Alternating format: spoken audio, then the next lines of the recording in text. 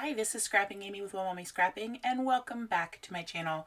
Thank you to Krista for inviting me to join Mixed Media Frenzy. Every Friday we will be bringing you different interpretations of a sketch involving mixed media. Today I have a sketch that involves using a splattered background. I am using Juniper by Basic Gray to scrapbook this photo of my dog.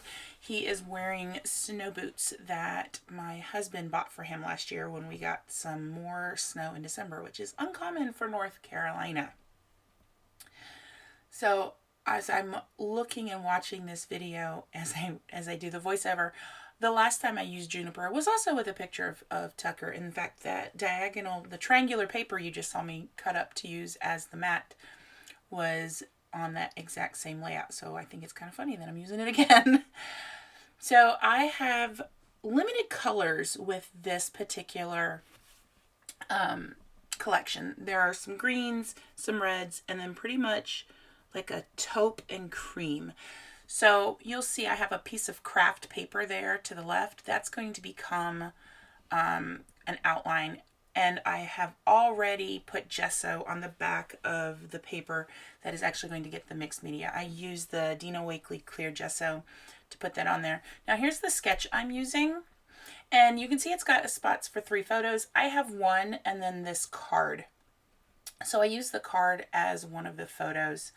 And it's hard to read on here, but on that special delivery card it says just for Tucker.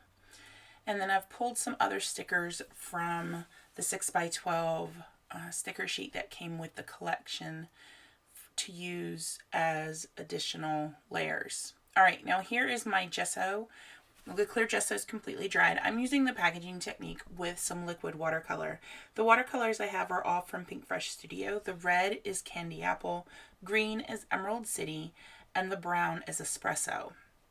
The brown is a little bit of a pinker toned brown than what I was hoping for, but I think overall it looks good. I think it matches more with some of the woods in the floor as opposed to the line itself, but it doesn't bother me. So for each layer I painted on some watercolor onto this blank packaging that I had left over from something. I just have a binder clip full of empty packaging in my mixed media cart.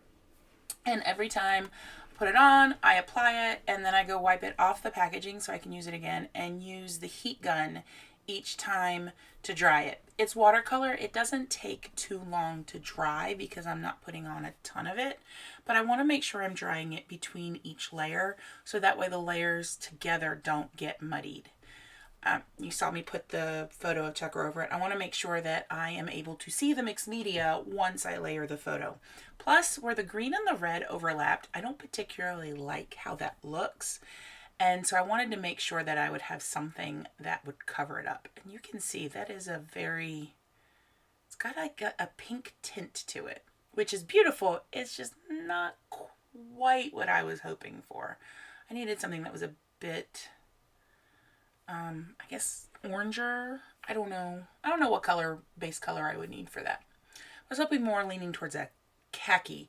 In each of the little trays where I put the watercolor, I've also sprayed some water in there so you're not getting the full saturation of color, which is what I was hoping, but I guess the brown needs a little more yellow than red. So just putting on, using the heat gun again.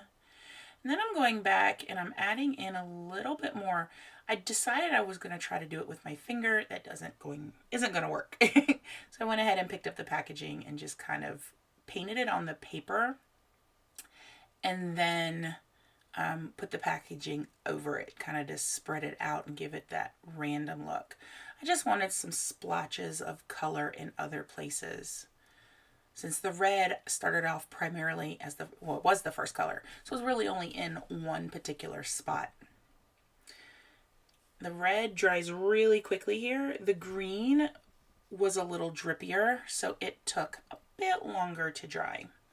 Now in a moment, I'm going to trim I think a 1/2 inch off the top and one side of the 12x12 paper. That will give me some space to have the craft paper as the frame. I'm trying to move that stuff out so it doesn't get spilled.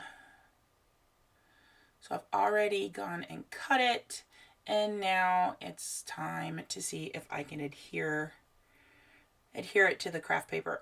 This morning I came back as I was getting ready to do the voiceover, and the corners of the page had curled up. So I went ahead and grabbed my liquid glue and put that down, and that has kept the corners and edges down that wanted to curl up. Just checking my layout again. You see that green, that's not green, that's gold. I know my colors. The gold acrylic ink in that glass container is made by Liquitex. It's their iridescent bright gold. And I eventually, at the very end, will use that to put some little gold splatters on here. This is one of the very few layouts I've done recently that doesn't have Nuvo drops. And with the gold splatters and the way the mixed media was, I just didn't feel like I really needed it that much.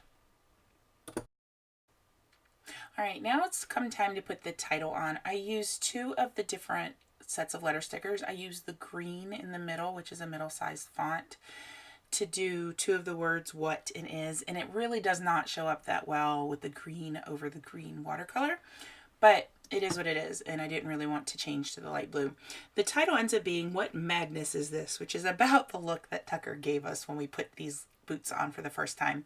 Since the larger letters that I'm using for Madness and this come with a cream background and a pink tone background, I decided to make all of the pink background letters raised. So they are all on just some foam roll that I had here at home. And I think it just helps to kind of convey that craziness that Tucker must be feeling like his parents and Sissy have done lost their minds. Why in the world are you putting shoes on me? If you have not seen dogs wearing shoes on YouTube videos, please go check that out. It is hilarious. I know I mentioned that in my Journal Your Christmas album as well, because the same photo is in my Journal Your Christmas from last year. All right, so we're finally wrapping up the letters.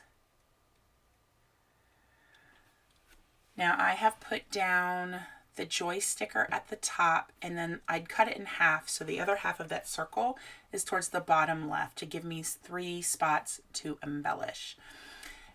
While joy is a great Christmas phrase, it is really not the look on Tucker's face. So with the light blue letters that I used for Tucker for the special delivery sticker, I spell nope, because that's about how he's looking. Joy, nope, not happening, Mom. And I wish I could say that that was, just a great still shot. He probably stood like that for a good 20, 30 seconds of, I don't know how to move. And I'm like, my poor baby. Oh. So I'm putting some of the circular embellishments on. And this foam that I've got, the foam circles that I've got, that backing does not want to come up.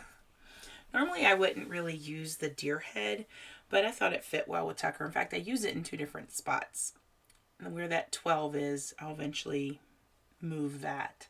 And that's where another, the banner that I picked up that also has a deer head on it, that's where it will go. And that one has a little gold Christmas tree. It's kind of hard to see. And I'm trying to fit that banner in, and I'm realizing more and more, I'm like, why did I pull this out? I should have just kept with the circles. So I put it where the 12 was, and then put the 12 up on foam in hopes to create some more of that dimension, because I've got dimension over there to the right, to the left of Tucker. And now I'm like, well, now I need something over here in this embellishment cluster. And then I looked at the word joy up at the top. I don't have anything raised up there. So there are these 6 different little sticky squares. Square stickers, I guess that's what you call them. And I decided to pop the snowflake one up on a foam dot and put it by joy. And then I'm like, now I need something square the other embellishment clusters. So the black snowflake goes over by the 12. And then I have just the little holly berries with some pine. And I don't want to pop it up, but it looks funny sticking out there. So I end up sticking it a little bit under one of the paper layers. Oh, and that was one other thing I wanted to mention about the paper layers, is that I have them kind of stacked messily because I wanted to kind of invoke that chaotic feeling that I'm pretty sure Tucker was feeling at that point. So I'm just grabbing my round, I think it's my number 6 round brush, and adding some splotches. And that's it. Check out links down below for all the other people in this hop, and have a lovely day. Bye.